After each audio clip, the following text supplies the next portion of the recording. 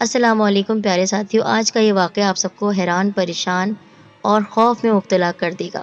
ایک خاندان پر کیا گیا کالا جادو اور کس طرح ان لوگوں نے بدلہ لیا، جاننے کے لیے اس ویڈیو کو آپ مکمل دیکھیے گا۔ اس سے پہلے ہمارے چینل سے دا اسٹوری پوائنٹ کو سبسکرائب کریں اور بیل کو دبائیے۔ آدھی رات کا وقت تھا جب مجھے اپنے پاؤں پر کچھ سنسناہٹ سی محسوس ہوئی۔ میں نے نیند میں ہی پاؤں کو تھوڑا سا جھٹکا دیا اور پہلو بدل کر سو گیا۔ 2 منٹ نہیں گزرے تھے کہ دوبارہ وہ سنسناہٹ مجھے پاؤں کے بجائے اپنی گردن پر محسوس ہونے لگی، اور ساتھ میں عجیب سی آواز بھی واضح طور پر سنائی دے رہی تھی، جیسے کوئی میرے کان میں آ کر کہہ رہا ہو، شش۔ میں نیند کی حالت میں ہی اد کھلی اد بند آنکھوں سے بیڈ پر اٹھ بیٹھا۔ اب وہ آواز آرام آرام سے مجھ سے دور جا رہی تھی۔ میں ابھی تک نیند کی حالت میں تھا۔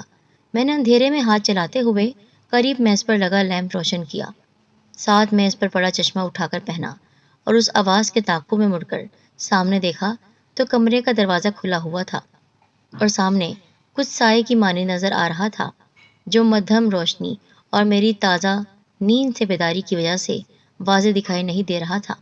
کون ہو تم؟ میں نے پوچھا۔ شش۔ پھر سے وہی آواز سنائی دی۔ میں پریشانی کے عالم میں اٹھا، میز پر ہی پڑا اپنا موبائل اٹھایا، اس کی لائٹ جلا کر دروازے کے پاس آ گیا۔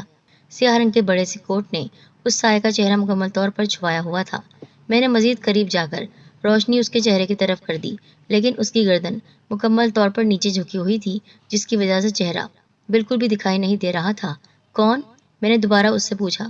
اس نے جیسے ہی اپنا سر اوپر اٹھایا تو اس کا چہرہ دیکھ کر مجھے ڈر اور خوف کا اتنا بڑا جھٹکا لگا۔ اس نے سر اوپر اٹھایا، اس کا چہرہ مکمل طور پر بگڑ کر بہت خوفناک ہو چکا تھا۔ سر کے بال جو کوٹ کے اندر سے بھی دکھائی دے رہے تھے، سفید رنگ کے تھے۔ چہرے پر چھوٹی چھوٹی تاریں دھسی ہوئی تھیں، جیسے پورے چہرے پر ٹانکے لگے ہوئے ہوں۔ چہرے کے دونوں طرف ہڈیاں ٹوٹ کر باہر نکلی ہوئی تھیں، جانوروں جیسی بڑی بڑی آنکھیں، ایک خون کی طرح لال اور دوسری بالکل کالی، دونوں باہر کو نکلی ہوئی تھی۔ جیسے ہی میں نے موبائل کی روشنی اس کے چہرے پر دی، اس نے انگلی منہ پر رکھتے ہوئے کہا، شش۔ میں بیڈ پر بیٹھا خوف سے ہانپ رہا تھا، اور اسی شور میں قریب سوئی ہوئی میری بیوی نازش جاگ پڑی۔ کیا ہوا؟ آپ کیوں ایسے بیٹھے ہانپ رہے ہیں؟ نازش نے مجھے سہارا دیتے ہوئے کہا۔ میں نے سارا واقعہ اسے سنایا تو وہ سن کر ہنس پڑی۔ تم ہنس رہی ہو؟ مجھے اس پر بہت غصہ آیا۔ میں اس لیے ہنس رہی ہوں کیونکہ آپ نے خواب دیکھا ہے۔ خواب؟ نہیں، یہ خواب نہیں ہے، حقیقت ہے نازش۔ یہ دیکھو میں اس جگہ میں کیسے آیا، وہاں پیچھے میرا موبائل گرا پڑا ہے، اور وہ دیکھو لیمپ کی روشنی۔ نازش کو اپنی بات کی صداقت میں بتا رہا تھا، لیکن سامنے کا منظر دیکھ کر میری بات ادھوری ہی رہ گئی۔ سامنے بیڈ پر میں اور نازش آرام سے گہری نیند میں سو رہے تھے۔ دیکھا نا، میں آپ کو کہہ رہی تھی نا کہ آپ خواب دیکھ رہے ہیں۔ وہ دیکھیں، ہم دونوں آرام سے سو رہے ہیں۔ ابھی میں کچھ سمجھ نہیں پایا تھا کہ نازش کے چہرے کے تاثرات یکسر تبدیل ہوئے، اور وہ میرے پیچھے کچھ دیکھ کر چیخی، جو ایک دم غائب ہو گئی۔ میں جانتا تھا کہ پیچھے کیا ہے، لیکن میں دوبارہ اس بھیانک چہرے کو خواب میں بھی نہیں دیکھنا چاہتا تھا۔ میں اس خواب سے نکلنا چاہتا تھا۔ ابھی میں یہ سب کچھ سوچ ہی رہا تھا کہ مجھے وہی سنسناہٹ دوبارہ اپنی گردن پر محسوس ہوئی، اور کان میں آواز آئی، شش۔ اور میں نے لپک کر بیڈ پر سوئے ہوئے اپنے حقیقی کردار کو، یعنی اپنے اصل جسم کو زور سے جھنجھوڑا، اور میں ایک چیخ کے ساتھ ہڑبڑا کر اپنی جگہ پر اٹھ بیٹھا۔ میں ایسے ہانپ رہا تھا جیسے ابھی موت کے منہ سے واپس آ رہا ہوں۔ میں نے کمرے میں چاروں طرف دیکھا، لیکن اب سب کچھ ٹھیک تھا۔ نازش میرے پاس سو رہی تھی۔ ایسے خوابوں کا آنا کیا کوئی بیماری ہے؟ کیا یہ خواب تمام عمر ایسے ہی میرا پیچھا کرتے رہیں گے، یا کبھی میری ان سے جان چھوٹے گی؟ ابھی میں یہ سب باتیں سوچ رہا تھا کہ نازش، جو میرے پاس گہری نیند میں سوئی ہوئی تھی، اچانک سسکیاں لے کر رونا شروع ہو گئی۔ مجھے اندازہ ہو گیا کہ وہ کوئی ڈراؤنا خواب دیکھ رہی ہے، تو میں اس کو اٹھانے ہی لگا تھا۔ مجھ سے پہلے وہ چیخ مار کر جاگ اٹھی۔ وہ بہت زیادہ ڈراؤنی تھی، نازش بتاتے ہوئے رو پڑی۔ اس کی حالت سے لگ رہا تھا کہ اس نے بہت زیادہ ڈراؤنا خواب دیکھا ہے۔ کون ڈراؤنی تھی؟ کیا دیکھا تم نے؟ میں نے نازش کو پانی کا گلاس دینے کے بعد پوچھا۔ ایک عجیب شکل و صورت کا کچھ تھا، جو بالکل آپ کے پیچھے تھا، اور پھر جیسے ہی اس نے، میں سمجھ چکا تھا کہ ہم دونوں ایک ہی وقت میں ایک ہی خواب دیکھ رہے تھے۔ میں نے نازش کو مزید کچھ بتانے سے روکا اور اسے دوبارہ سونے کو کہا، اور خود بھی لیٹ گیا۔ میرے ساتھ بچپن سے یہ مسئلہ ہے، مجھے نہ صرف ایسے بھیانک اور عجیب و غریب قسم کے خواب آتے ہیں، بلکہ اکثر جو کچھ میں خواب میں دیکھتا ہوں وہ حقیقت میں ہی ہو جاتا ہے۔ مجھے آج بھی بہت اچھے طریقے سے یاد ہے وہ رات جب میں 17 سال کا تھا۔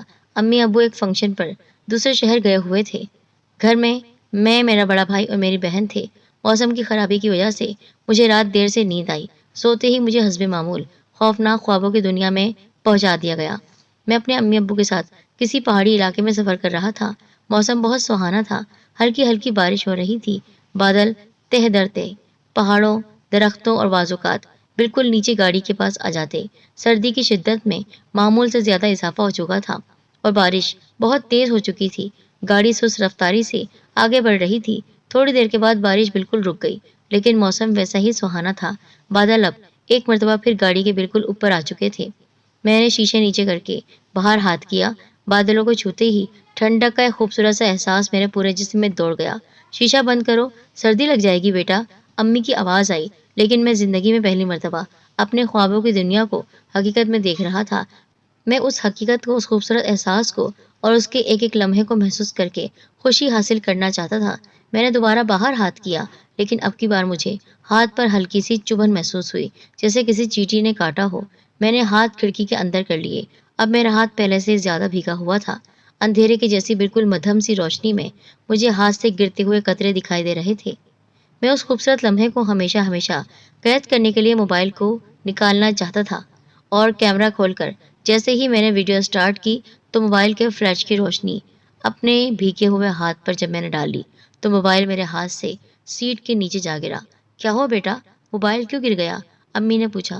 میں اتنا زیادہ پریشان ہو چکا تھا کہ امی مجھ سے بار بار پوچھی جا رہی تھی کہ کیا ہوا، اور میں انہیں چاہ کر بھی نہیں بتا رہا تھا کہ میں نے کیا دیکھا ہے۔ کچھ نہیں امی، بس اچانک ہاتھ سے گر گیا، میں نے بڑی مشکل سے امی کو جواب دیا۔ میں نے جھک کر سیٹ کے نیچے پڑا اپنا موبائل اٹھایا اور امی سے نظریں بچاتے ہوئے کانپتے ہاتھوں کے ساتھ دوبارہ اپنے اس بھیگے ہوئے ہاتھ پر موبائل کی روشنی دی تو ہاتھ ویسے ہی خون سے تر تھے اور خون کے قطرے اسی روانی کے ساتھ ہاتھ سے ٹپک رہے تھے کہ ضرور آخر بادلوں کو چھونے سے ہاتھ خون سے تھوڑی بھر جاتا ہے۔ بھیانک خوابوں نے مجھے ایک عجیب نفسیاتی مسئلے میں ڈال دیا ہے۔ یہ سب کچھ آخر میرے ساتھ کیوں ہوتا ہے؟ میں یہ سب باتیں ابھی سوچ رہا تھا، اچانک سارے بادل یکدم غائب ہو گئے اور موسم بالکل صاف ہو گیا۔ یہ شاید چاندنی رات تھی، کیونکہ چاند اتنا زیادہ روشن تھا کہ دو پہاڑوں پر بھاگتا ہوا کوئی جانور بھی مجھے بالکل واضح دکھائی دے رہا تھا۔ میں نے چاند کی روشنی میں اپنے ہاتھ کو ایک نظر دیکھا تو میرا ہاتھ خون آلود اسی وحشت سے خون گرا رہا تھا۔ ایک زوردار جھٹکے کے ساتھ گاڑی رک گئی کیونکہ آگے ساری ٹریفک جام تھی۔ میں نے دوبارہ اوپر پہاڑی کی جانب دیکھا تو چاند کی روشنی میں بہت دلکش معلوم ہو رہا تھا، لیکن اس دلکش منظر کو ایک دل دہلا دینے والا منظر بننے میں ایک سیکنڈ بھی نہیں لگا۔ سامنے کا پہاڑ ہلنا شروع ہو گیا اور پورا کا پورا پہاڑ لڑکھڑا کر گرنا شروع ہو گیا اور پہاڑ کے بڑے بڑے تودے یعنی مٹی کے بڑے بڑے ڈھیر تیزی کے ساتھ گرتے ہوئے ہماری جانب آ رہے تھے۔ یہ منظر دیکھ کر وہاں پر موجود لوگوں کے اندر چیخو پکار شروع ہو گئی اور ایک کوہرام برپا ہو گیا۔ آج چاروں طرف سے ہمیں صرف اور صرف موت دکھائی دے رہی تھی۔ اوپر آسمان سے باتیں کرتے پہاڑ گر رہے تھے، نیچے کھائی موت کی صورت میں منہ کھولے ہماری منتظر تھی، اور اسی افراتفری کے عالم میں لوگ اپنی جان بچانے کی خاطر گاڑیوں سے نکل کر آگے بھاگنے کی کوشش کر رہے تھے کہ اسی دوران سڑک کے اندر ایک انتہائی بڑی سی درار پڑی۔ وہاں پر کھڑی ایک پوری کی پوری بس جس سے لوگ نکلنے کی کوشش کر رہے تھے نیچے کھائی میں جا گری۔ میں پہلے ہی بہت پریشان تھا، یہ منظر دیکھ کر میرا دماغ مکمل طور پر معاف ہو گیا اور مجھے کچھ سمجھ نہیں آ رہا تھا کہ یہ ہو کیا رہا ہے۔ اور اسی دوران میری نظر امی پر پڑی جو نہ جانے کب سے مجھے جھنجھوڑے جا رہی تھی کہ اسی وقت اوپر سے گرتا ہوا بہت بڑا سا پہاڑ ایک شدید دھماکے کے ساتھ ہی ہماری گاڑی کو اپنے ساتھ ہزاروں لاکھوں فٹ کھائی میں لے گیا، جس کے ساتھ ہی میں نے خود کو بھوکے جانوروں کی طرح ہانپتے ہوئے تنہا ایک قبرستان میں پایا۔ میرا دل بہت تیزی سے دھڑک رہا تھا، ارد گرد ساری جگہ سنسان تھی، نیچے زمین پر بہت سارے کیڑے مکوڑے پھر رہے تھے۔ میں وہاں سے اٹھ کر جانے لگا تھا کہ پیچھے مجھے کچھ آواز آئی جیسے کوئی جانور ہڈیاں کھا رہا ہو۔ میں نے پیچھے مڑ کر دیکھا تو ایک قبر کے پاس بیٹھے ہوئے مجھے کسی انسان کی پیٹھ نظر آئی اور ہڈیوں کو کھانے والی آواز بھی مجھے وہیں سے آ رہی تھی۔ میں چند لمحوں کے لیے ساکت رہ گیا، پھر دل میں مختلف کلمات کا ورد کرتے ہوئے بوجھل قدموں کے ساتھ میں اس شخص کے بالکل قریب پہنچ گیا۔ میرا دل اتنی تیزی اور زور زور سے دھڑک رہا تھا کہ مجھے دل کے دھڑکنے کی آواز بالکل واضح سنائی دے رہی تھی۔ میں اتنا زیادہ سہم گیا تھا کہ پتہ نہیں کتنی دیر تک اس شخص کے پیچھے بت بنا کھڑا رہا۔ بالآخر ہمت کر کے میں اس شخص کے بالکل سامنے آ گیا۔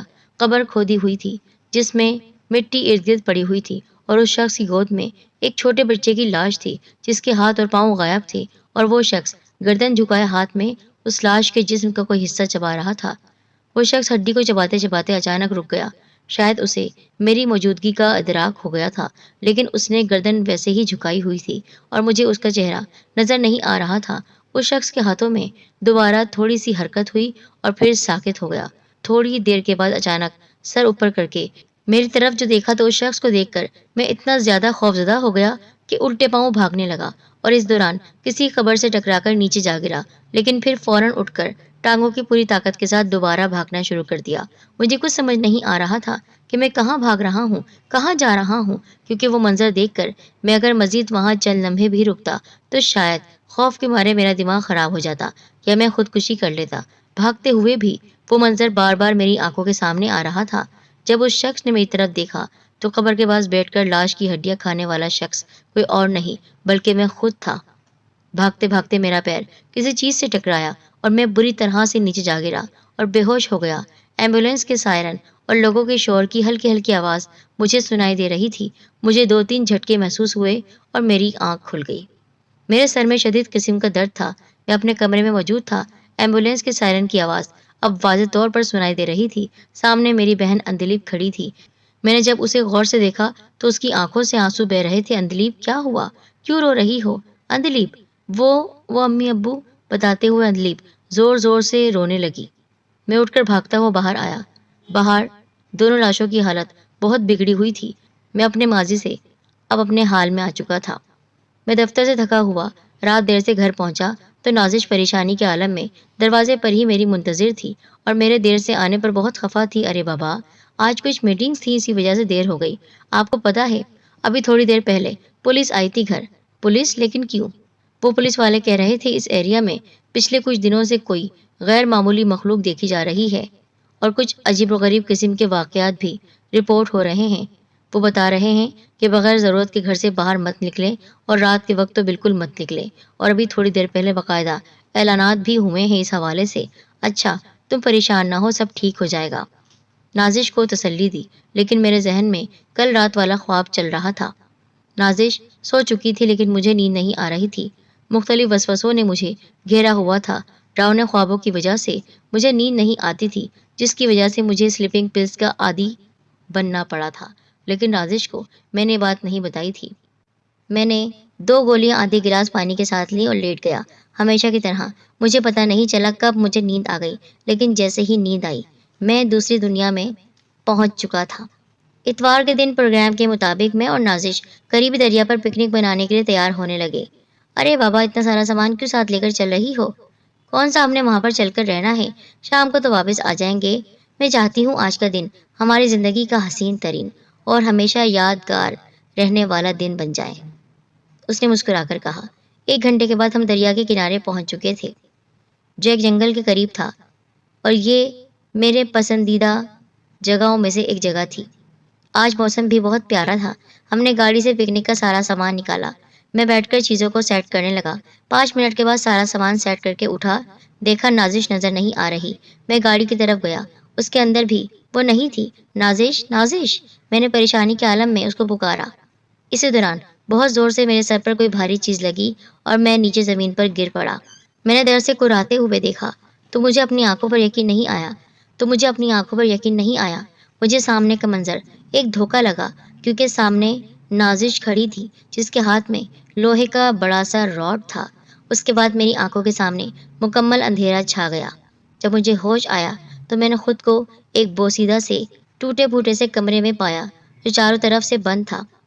ایک مرتبہ پھر ڈر سے کراہتے ہوئے میں نے زور زور سے چلانا شروع کر دیا، بچاؤ، کوئی ہے؟ خدا کے لیے مجھے یہاں سے نکالو۔ چیخ چیخ کر مجھ میں مزید بولنے کی سکت نہ رہی تو میں چپ ہو گیا۔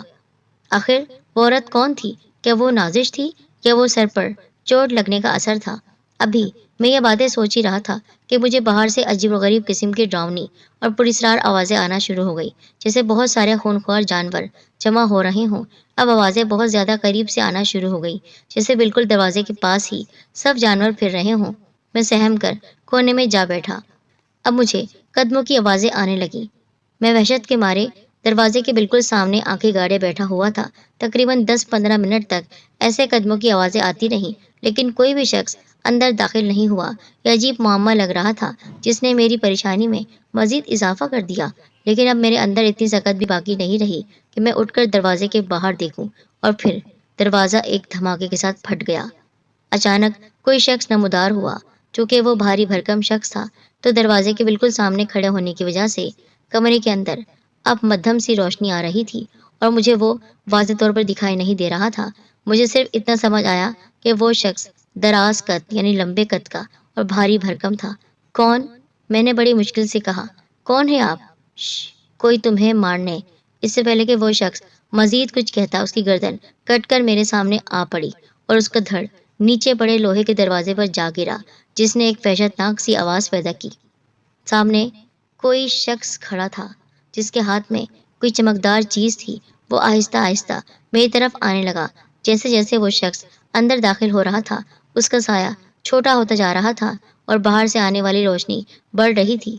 जब वो बिल्कुल मेरे सामने आ गया और कमरे के अंदर रोशनी भी आ रही थी, तो उस रोशनी में मैंने उसे गौर से देखा। गौर से देखने की कोशिश की। उसे पहचानने के बाद मैं हैरत से हक्का बक्का रह गया, क्योंकि मेरे सामने नाजिश खड़ी थी, जिसके हाथ में एक खून आलूद खंजर था, जिसे अभी उसने एक ही वार में एक देवकामा शख्स के सर को जुदा कर दिया था उसके तन से। नाजिश के चेहरे से खुशी छलक रही थी। मैं आ गई हूँ, आपको डरने की जरूरत नहीं है। ये कहते हुए नाजिश अपना खंजर वाला हाथ मेरी तरफ बढ़ाने लगी। मैं खौफजदा हो गया और खौफ के मारे बाहर की तरफ दौड़ा, लेकिन नीचे पड़े धड़ से टकराकर उसी के ऊपर बहुत बुरे तरीके से गिर पड़ा। ये क्या कर रही हो तुम? मैं हस्बे मामूल डरावने ख्वाब के नतीजे में एक शदीद झटके के साथ उठ बैठा और नाजिश को कमरे में मौजूद न पाकर उसे ढूंढते हुए किचन में पहुंच गया। मुझे यूं अचानक किचन में देखकर नाजिश डर गई और उसके हाथ से छुरी नीचे जा गिरी, जिसे वो हाथ में पकड़ी खूबसूरती के साथ गुड़िया की गर्दन काट रही थी, जो उसकी फेवरेट थी। कुछ नहीं, ये अब मुझे अच्छी नहीं लगती। नाजिश ने उस गुड़िया को कचरेदान में फेंक दिया और नाश्ता लेकर किचन से बाहर चली गई। क्या मेरे ख्वाब का और नाजिश के इस अमल का आपस में कोई ताल्लुक तो नहीं? क्या रात ख्वाब में आने वाली वो लड़की वाकई नाजिश थी, या वो फकत मेरा वहम था? अगर ख्वाब वाली वो लड़की नाजिश नहीं थी, तो वो कौन थी जिसने उसे यानी उस बड़े से शख्स की गर्दन को एक ही वार से उड़ा दिया था? ख्वाब में उस लड़की का गर्दन काटने का और यहाँ पर नाजिश का गुड़िया की गर्दन काटने का क्या मतलब था? मैं सारी बातें सोच रहा था। पीछे से नाजिश की आवाज़ आई, नाश्ता तैयार है, नाश्ता कर लें, वरना आपको ऑफिस के लिए देर हो जाएगी। मैंने नाश्ता किया और चुपके चुपके नाजिश को भी देखता रहा, लेकिन वो बिल्कुल नॉर्मल थी। ऑफिस पहुंचे मुझे अभी आधा घंटा नहीं गुजरा था कि मुझे किसी अनजान नंबर से फ़ोन आया। तुम्हारी बीवी हमारे कब्जे में है, अगर उसकी जान बचाना चाहते हो तो फ़ौरन पहुंचो, और अगर पुलिस को बताने की कोशिश की या किसी और को भनक तक पड़ी तो तुम्हारी बीवी की लाश तक नहीं मिलेगी। ये क्या हो रहा है? अभी मैं नाजिश को घर छोड़कर आया था। मैं नहीं चाहता था कि नाजिश को किसी भी तरह की कोई तकलीफ पहुंचे, इसलिए मैं फौरन ऑफिस से निकल गया। तकरीबन 1.5 घंटे के बाद मैं शहर से दूर एक सुनसान सी जगह पहुंच गया था। दूर दूर तक इंसान तो दरकिनार, कोई जानवर तक वहां मौजूद नहीं था। तेज हवा से उस वीराने में वहशतनाक शोर पैदा हो रहा था। दूर कहीं एक इमारत भी बनी हुई थी। उसको गौर से देखा तो मुझे होश आया, ये तो वही इमारत थी, और कमरे के अंदर जब आया तो कमरा भी वही था। जब मुझे हाथों और पैरों पर तकलीफ महसूस हुई, तब मुझे एहसास हुआ मेरे दोनों हाथ पांव बड़ी मजबूती के साथ बंधे हुए हैं और बाहर से कोई शोर वगैरह भी सुनाई नहीं दे रहा। ये सारा मंजर देखकर मुझे अपना ख्वाब याद आ गया। अचानक पीछे से किसी ने मेरे सर पर बुरे तरीके से वार किया, और जब मुझे होश आया तो मेरे हाथ और पैर बंधे हुए थे। ये सारा मंजर देखकर मुझे अपना ख्वाब याद आ गया, जिसमें मैं बिल्कुल ऐसे ही किसी कमरे में बंद था। मुझे चंद लम्हों के लिए लगा जैसे मैं ख्वाब ही देख रहा हूँ, लेकिन मैं जानता था ये ख्वाब नहीं बल्कि हकीकत है। मुझे किसी के कदमों की चाप सुनाई दी। जोर से दरवाज़ा खुला, रोशनी चारों तरफ से फैल गई और कोई शख्स कमरे के अंदर दाखिल हुआ। वो बिल्कुल मेरे करीब आकर रुक गया। उसने बड़ा सा कोई कोट पहना हुआ था और सर पर कोई हैट ली हुई थी। मुझे पहचाना। जैसे ही वो शख्स हैट उतारकर मेरे सामने बैठा, तो उसका चेहरा देखकर मैं मजबूती से बंधा हुआ होने के बावजूद पाँव को ज़मीन पर मारते हुए पीछे हो गया। उस शख्स का चेहरा मुकम्मल तौर पर बिगड़ा हुआ था, जिसे देखकर कोई भी बहादुर से बहादुर इंसान भी चंद लम्हों के लिए खौफजदा हो जाता। ये कैसे पहचानेंगे भाईजान? ये तो उस वक्त शायद बच्चे थे या मुल्क से बाहर पढ़ने गए थे। جب ان کے والد محترم نے ہمارے خاندان پر ظلم و ستم کے پہاڑ گرا دیے تھے۔ ایک بہت جانی پہچانی سی آواز میری سماعت سے ٹکرائی۔ جب وہ آواز شکل کی صورت میں کمرے کے اندر داخل ہو کر میرے سامنے پہنچی تو مجھے اپنی سماعت کے ساتھ ساتھ اپنی آنکھوں پر بھی یقین نہیں آیا۔ وہ آواز میری شریک حیات، میری جیون ساتھی یعنی میری بیوی نازش کی تھی، جو میرے لیے میری پوری دنیا تھی۔ کیا ہوا آپ کو؟ یوں حیران اور پریشان کیوں ہیں؟ مجھے دیکھ کر ایک دھچکا لگا آپ کو؟ نازش کی آواز میں آج بہت کرختگی اور نفرت تھی، جو آج سے پہلے میں نے کبھی نہیں محسوس کی۔ نازش، یہ تمہیں کیا ہو گیا ہے؟ تم کیسی باتیں کر رہی ہو؟ اس ڈراؤنی شکل والے انسان کے منہ سے سنائی دی، جسے نازش اپنا بھائی کہہ رہی تھی۔ آج آپ صرف سنیں گے اور ہم بولیں گے۔ نازش نے ہنستے ہوئے اپنے ہاتھ میں پکڑے ہوئے ایک خنجر سے میرے چہرے پر خراش لگاتے ہوئے کہا۔ ایک نشان بن گیا۔ خون کا قطرہ آہستگی سے نیچے گرنا شروع ہو گیا۔ میرے لیے پہلی مرتبہ یہ سارا حقیقی منظر کسی ڈراؤنے اور بھیانک دردناک خواب کی جیسا تھا۔ ہمارا خاندان ایک خوشحال خاندان تھا۔ ہم ہنسی خوشی اپنی زندگی بسر کر رہے تھے۔